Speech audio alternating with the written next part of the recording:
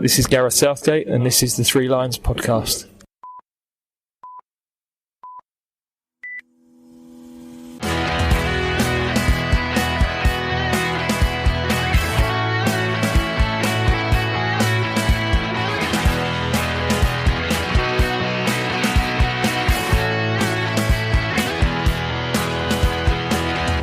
Hello and welcome to the Three Lions podcast. My name is Russell Osborne and this is an independent England football supporters podcast. I hope I find you well, maybe a little warm as England experiences this little heat wave. But thanks as always for tuning in. I know I've not put anything out for a couple of weeks. I've had a few other things going on. But I know both the Women's Euro 2022 preview and the look back at England at the Euros episodes, they went down really well. So thanks for your support there. And once again, the women is where our focus lies this time. The group stages, they are almost over. We know some of the quarter-finalists. Our Lionesses, they topped their group thanks to some fantastic results and performances.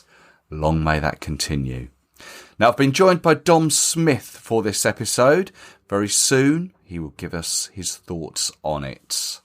But don't forget, you can follow the show on social media.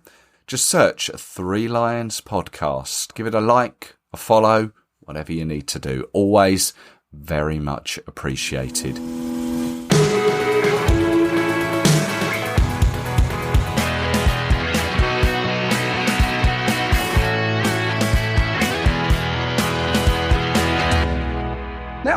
Gives me great pleasure to welcome back to the Three Lions podcast from englandfootball.org, Dom Smith. Hello, Dom. Hello there. I should say award-winning Dom Smith. Oh, thank you very much. Go on, just quickly tell us. I know you've tweeted about that. You won a recent award, didn't you?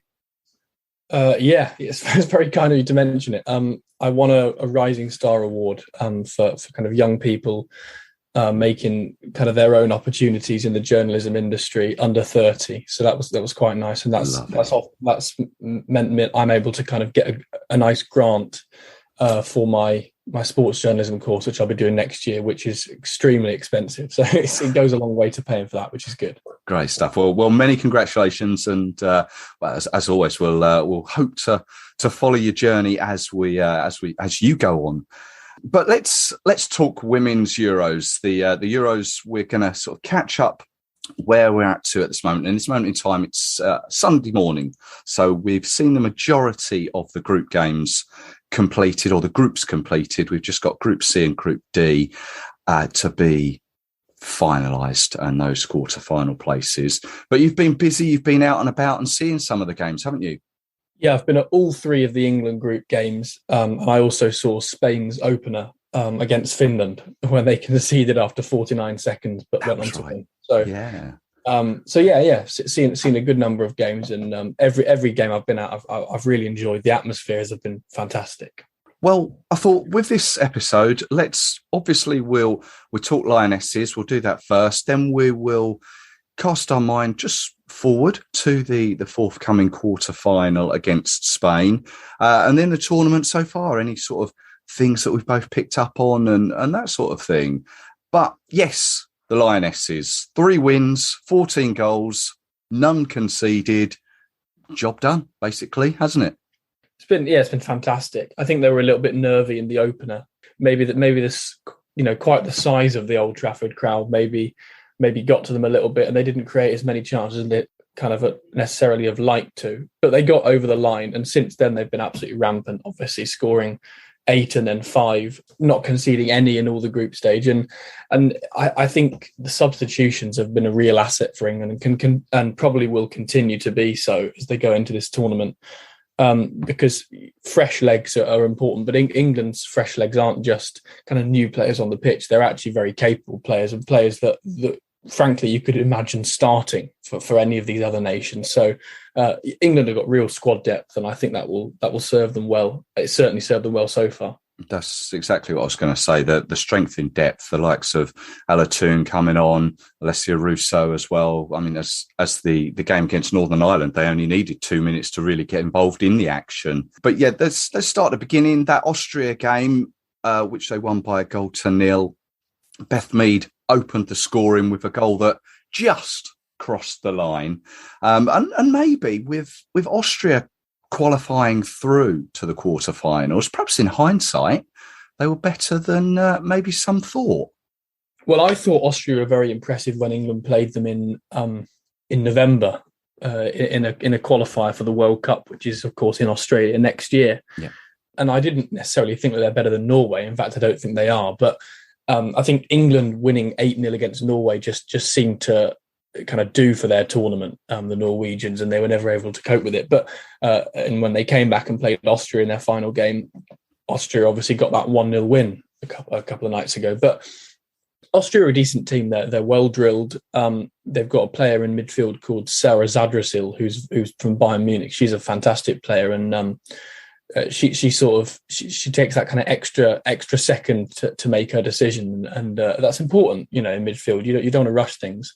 But England didn't rush things. They were methodical, and they sort of grew into the game. And eventually, around the time when Beth Mead did score that goal, they were kind of creating quite a few chances, really.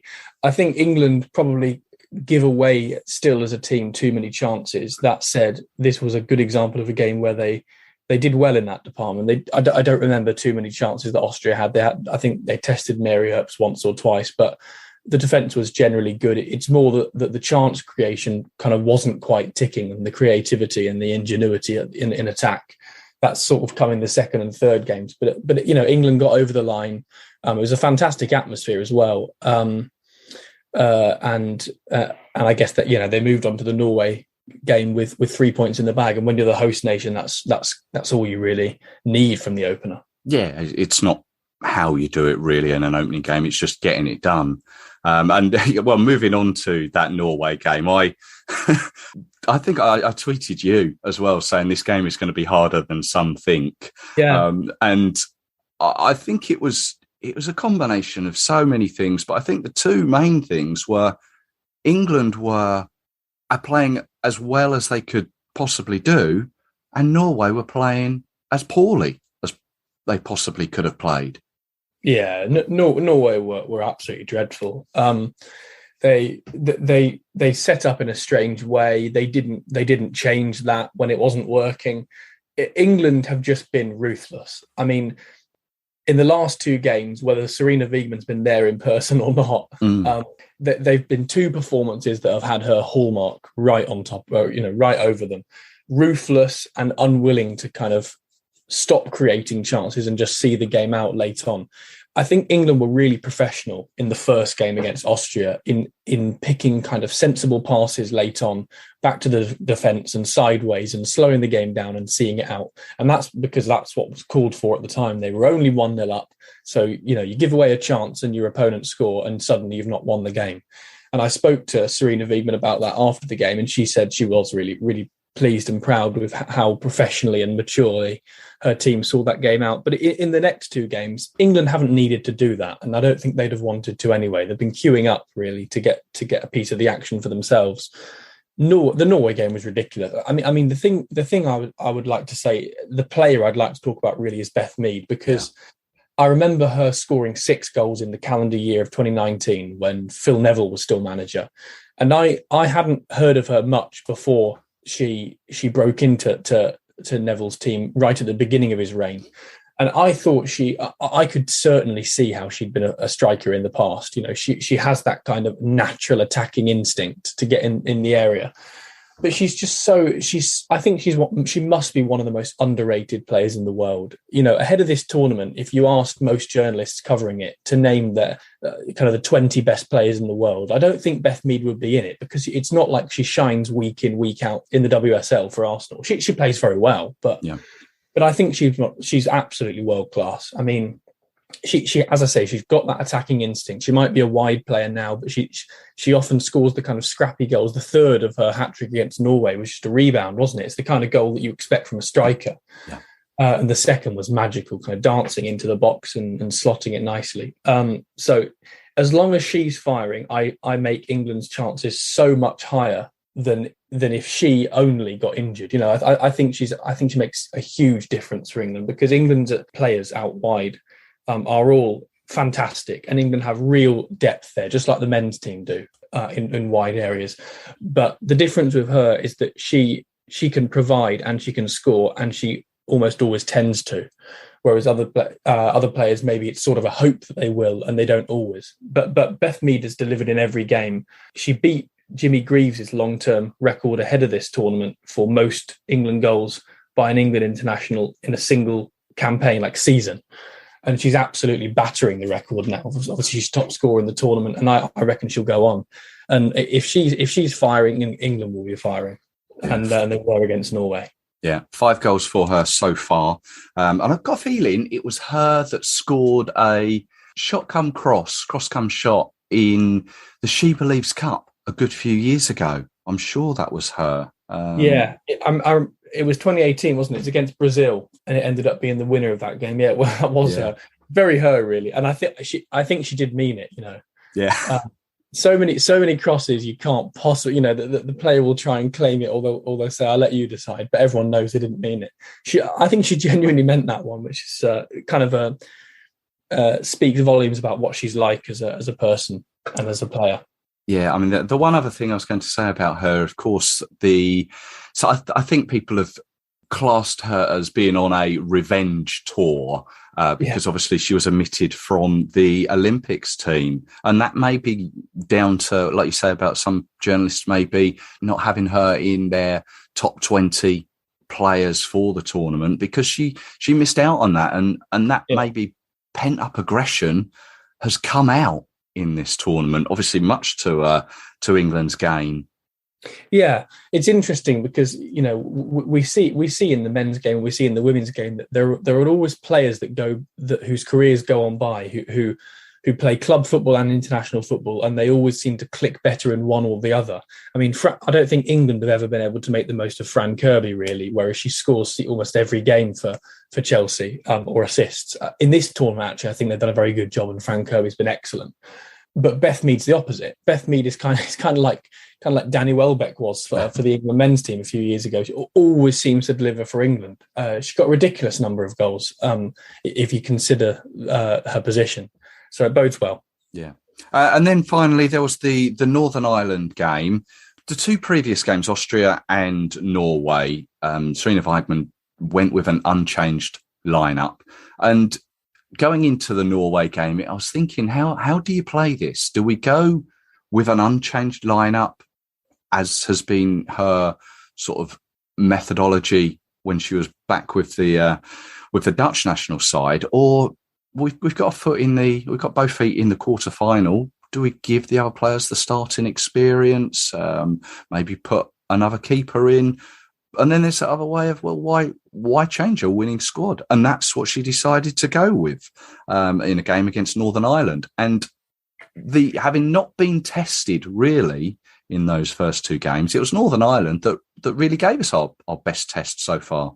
Yeah, they started very resolutely. I mean, in terms of the England selection, I think we can get hung up in, now that England have won 5-0, it's tempting to say that they made the right decision. I actually don't think they did. I think it should have been a half and half team, really. Bring in the players who were closest to pushing for starts, and keep in the players who are in positions who are pretty solid. I wouldn't change the goalie, for example, but I would have brought in 3 or 4 players, just to give some of the more important players a rest. In the end, she didn't do that. I mean, she wasn't even there, of course, because she had COVID, but she didn't do that in the end. And England were fantastic, but it took a while, didn't it? For the first 40 minutes, Northern Ireland defended quite well. They were actually quite high for a team who were kind of playing a defensive formation. That England couldn't really get through, and they did try and thread through a few balls. It was one of those games where you knew it was going to take something special, and what a goal it was from Fran Kirby, who kind of announced herself in the tournament. She's already got quite a few assists. I think she's got 3 assists in this tournament, but she kind of added to that with a fantastic goal and her first for club or country since December. Yeah, it's very, very precision, that one. It was sort of delicately put into the net with quite a bit of precision, that one. One thing that he did touch on there is COVID, and I'm going to come back to that in a moment. But just regarding the England team, obviously Ellen White is goal scorer extraordinaire. She hasn't got 50, is it 51, 52 goals? 52, yeah. Yeah, for no reason whatsoever. She is one of the best in the business.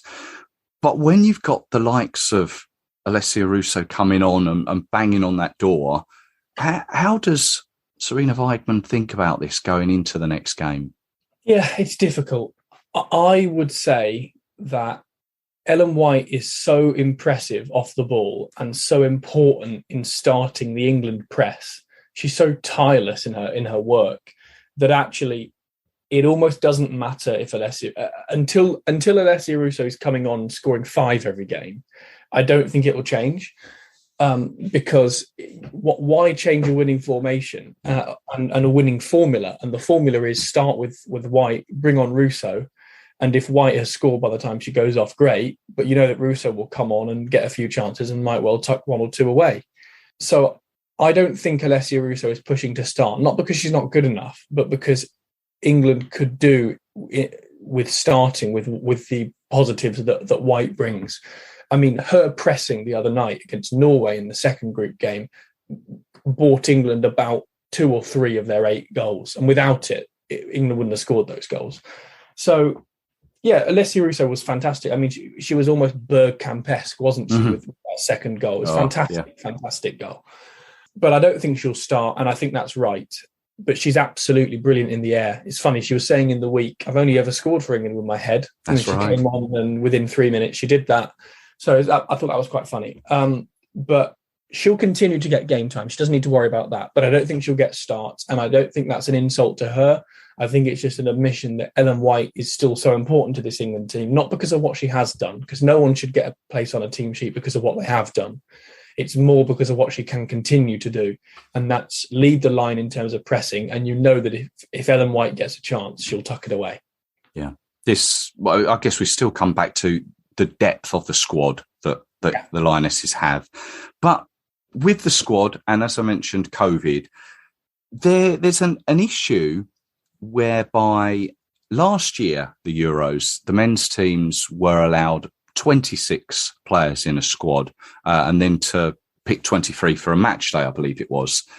This tournament for the women, it's only a squad of 23. UEFA have decided not to allow this similar situation. And we've had, Weigman's not on the pitch, but she caught it the other day. But there have been a few instances where there was Lotte Wubben-Moy caught it. Viv Medemar for Holland.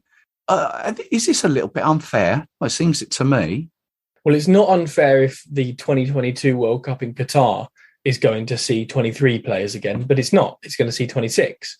And their rationale there is that, yes, we're moving away from COVID being as lethal as it used to be, but their rationale is that we should continue 26-man squads or 26-player squads because of the threat to concussion and injuries like that. Well, if you're going to continue to do that for the World Cup in men's football, which is still 4 months away, then you can't realistically keep it to just 23 this summer when we are actually seeing the 5th COVID wave, and when injuries are just as possible in women's football as they are in men's. So I would say it's unfair. I'd say it's bizarre, really. Yeah, very strange, very strange.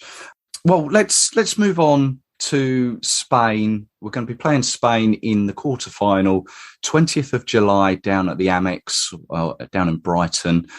Spain, obviously, at the beginning of the tournament, losing Alexia Putellas was just so unfortunate. I think that was an ACL injury, which again is another little feature or quirk of this tournament, where a few players have sort of suffered that, which is such a shame. Yeah, Francis Katoto the other day, which is a real miss for them. Yeah, I believe there was a Northern Ireland player whose name escapes me, I think also went down. But Spain, they've sort of flattered to deceive. Obviously, they won the first game against Finland, which you saw, but went down early to that goal, lost to Germany, and then last night against Denmark, I only saw the highlights of this one, but it took them a last-minute goal to secure that second spot in the group.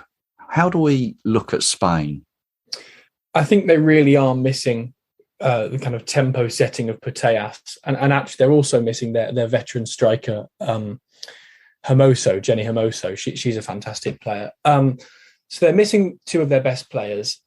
I didn't think it mattered too much in the opener because two of Putellas' Barcelona teammates, Caldente and Aitana Bonmatí, were brilliant in midfield and kind of turned the game around, really. That hasn't seemed to work against slightly bigger opposition. That worked against Finland, and maybe you'd have expected that it would do. But against Germany, Spain really struggled. And last night against Denmark, they certainly weren't clinical. They gave away too many chances, and again, their defence was probably too high, too open. There were too many gaps, and England will be looking at this and thinking, we really can attack this team. Let's not be kind of phased and concerned about what's ahead of us just because Barcelona is so dominant in the women's game. Because Barcelona and Spain are not the same thing, of course. Spain tend to start 6 or 7 of the Barcelona feminine players, but that doesn't mean that it's the same entity when you put the players together on a football pitch. And indeed, it's not. There were huge gaps in the defence in the game against Finland, and if you're seeing that against Finland, you're going to see that against England because Spain will continue. You'd assume that Spain won't completely correct those mistakes, but also good teams make you make mistakes, and England will cause Spain problems. Can Spain cause England problems at the other end? Of course they can. They score plenty of goals as a team, and England haven't conceded yet. And as we know, they will at some point. You're not going to go for a whole tournament without conceding a goal. I'd be absolutely stunned if that happened. Even for this team, who in 17 games under Wiegman have only conceded twice or 3 times rather. It's going to be a close game. But I really do make England favourites though. And it's not just because of how the two teams have panned out in their group stages. I think I'd have made England favourites for this game before the tournament as well. And having those riches coming on from the bench, and actually England's stamina, even of players who might stay on from the start of a game right through to the 90th minute or 120 minutes. England seem to have such stamina. Their players seem to just keep going on and on and on with creating chances, turning over the ball, winning back possession and creating more chances. England have been relentless, and I don't think Spain will necessarily be able to match that. So it might be a game, England's first game indeed, where it takes kind of wearing them down through the second half before England get their reward. But I think they will get it. Okay. Let's hope that it is a positive game for England. We can progress through to that semi-final, and who knows where we can go from there. But tournament as a whole so far, we're over halfway through. The majority of the games have been played. How have you seen the tournament so far? Well, there's a few points to make on this really. I think the turnouts have been fantastic. Yeah. It's the most attended women's Euros in history, and it was indeed with 15 games left to go, which is brilliant, absolutely brilliant. The ticketing problems that have meant that some games aren't full up at kickoff has been a real shame. That's just kind of UEFA incompetence, which we've become kind of familiar with recently. Yeah. Not even recently. It's always been the case, really. Just showing itself in different ways. I like as well the number of goals. I think it's a shame that some games have been much more uneven than they were in the last Euros. But you know what? I think you're putting 2 and 2 together and making 5. If you say that if you're someone who sits on a radio show or writes a column and says that means that undermines women's football. It was only 8 years ago that we watched Germany 7, Brazil 1. Yeah. In a men's semi-final, and no one was talking about how that degrades men's football, were they? Sometimes good teams will lose to good teams, by big margins. That's why we watch football, because you don't know what's going to happen next. England put 8 past Norway. It was absolutely ridiculous. England are ranked 8th in the world. Norway are ranked 11th. It wasn't supposed to happen, but it happened anyway.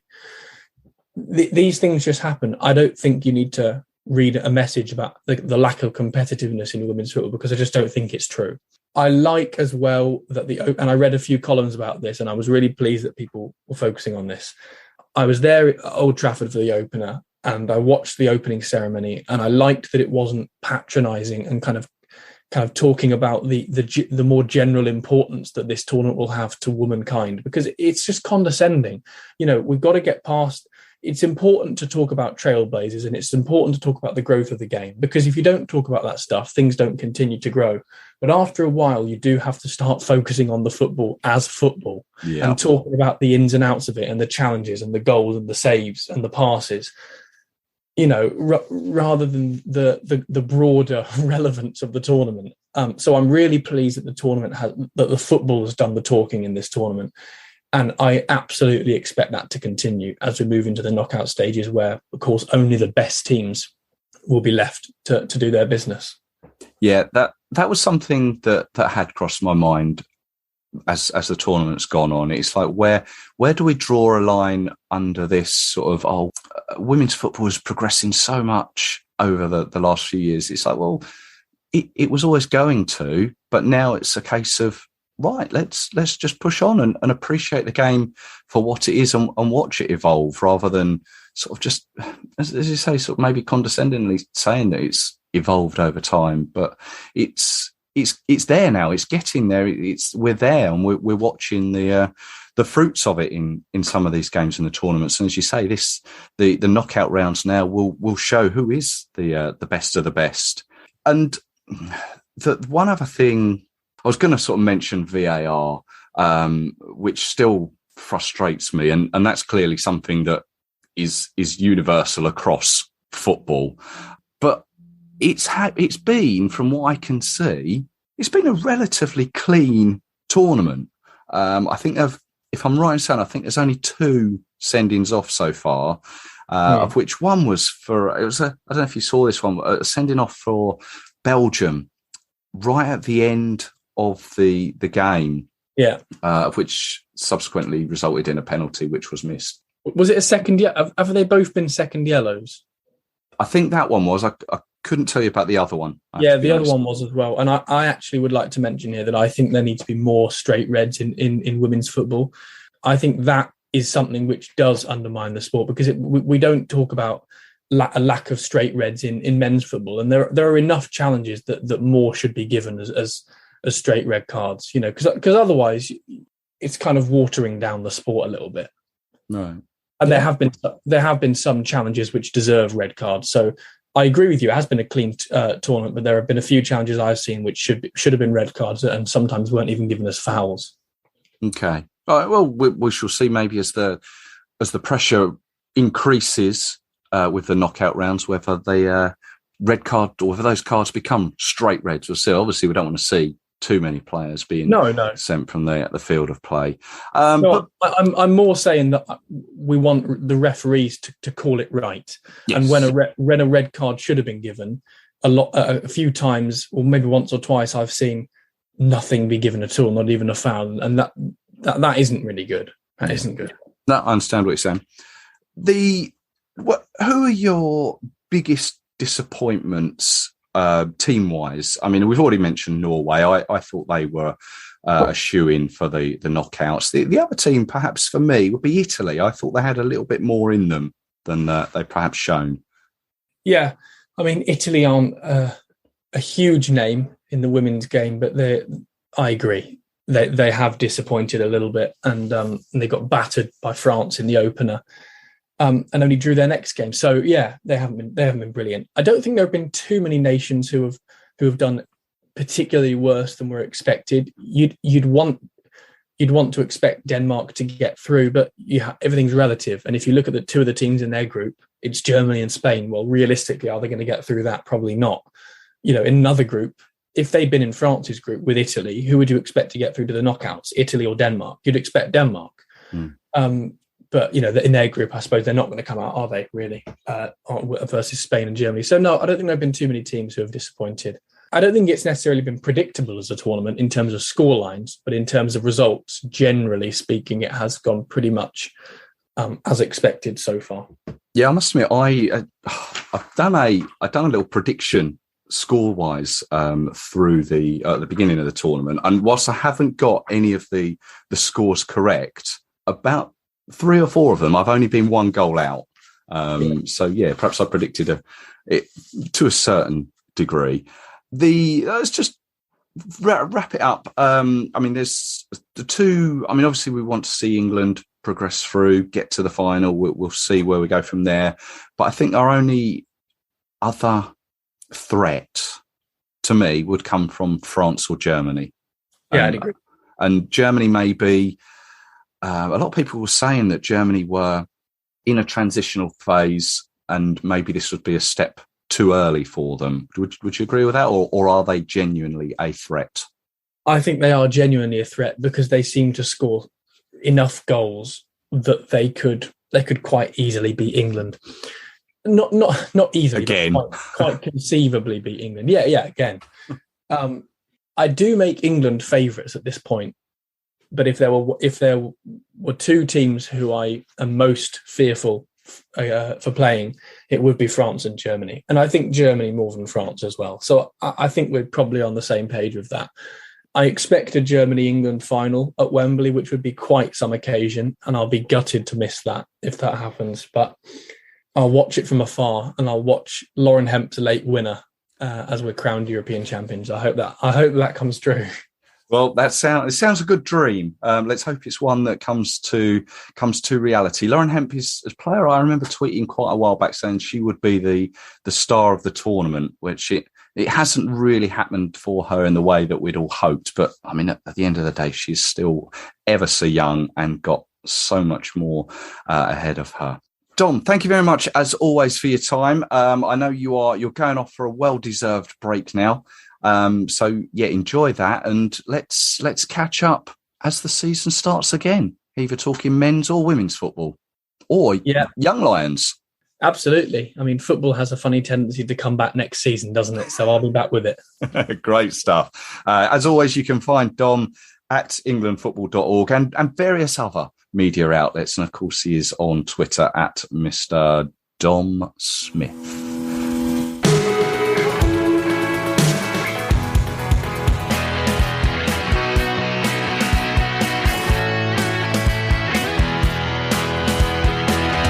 Thank you to Dom there for his time. I will be back with you again very soon. I must get the next in our World Cup series out. From the turn of the year, I have been looking at how our senior men have done on the biggest stage of all, the FIFA World Cup. And I've been speaking with people who were there, either players, fans, journalists. 1982 was our most recent episode. That one was held in Spain, and it's one where I spoke with Les Gasson. And it can still be heard at your podcast provider of choice or threelionspodcast.com. So that means 1986 is next. Stay subscribed and you won't miss it. So until the next time, take care, especially in this heat. Bit of slip, slop, slap, as our Australian counterparts would say. Stay hydrated too. So long may the Lionesses' run in this competition continue. I'll catch you again soon. Cheers!